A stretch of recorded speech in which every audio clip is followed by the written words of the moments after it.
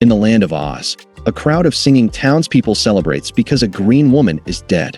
Glinda the Good shows up in a bubble and tries to keep the party polite. A child asks why wickedness happens, and Glinda decides it's time for a flashback. Elphaba was born with green skin, telekinetic powers, and no chance of a normal childhood. Her mother had an affair with a traveling salesman, and her father, Governor Throp, never let her forget it.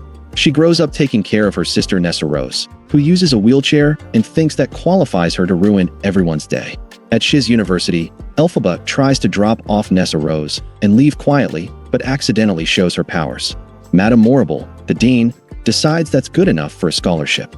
Elphaba wants to meet the Wizard of Oz, who apparently hires based on ambition and lightning hands. She's forced to share a room with Galinda Upland, a self-absorbed blonde who decorates with mirrors and speaks like a one-woman drama club.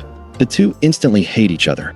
Somewhere in between sulking and sarcasm, a goat professor named Dr. Dillamond tells Elphaba that animals are mysteriously losing the ability to speak.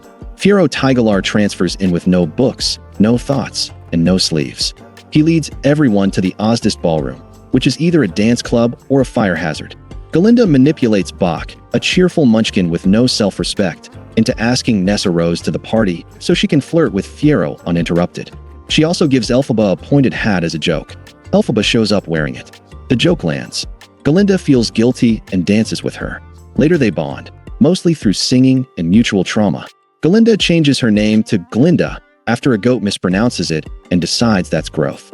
Dillamond is fired and replaced with a guy who brings a lion cub in a cage and calls it science.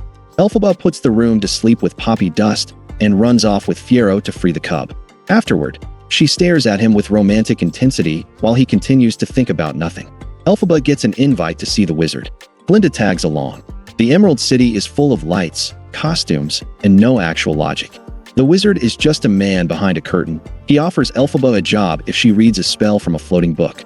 She does, and it gives monkeys wings. The monkeys scream. The wizard is thrilled. Elphaba realizes he's been using animal oppression to boost tourism or something equally stupid. She steals the book and leaves. Glinda chases her down and tells her to apologize. Elphaba says no, flies off on a broom, and becomes the Wicked Witch of the West. Morrible launches a propaganda campaign. Glinda cries. Fiero drops out of school and rides away. Governor Throp dies from hearing too much family news at once.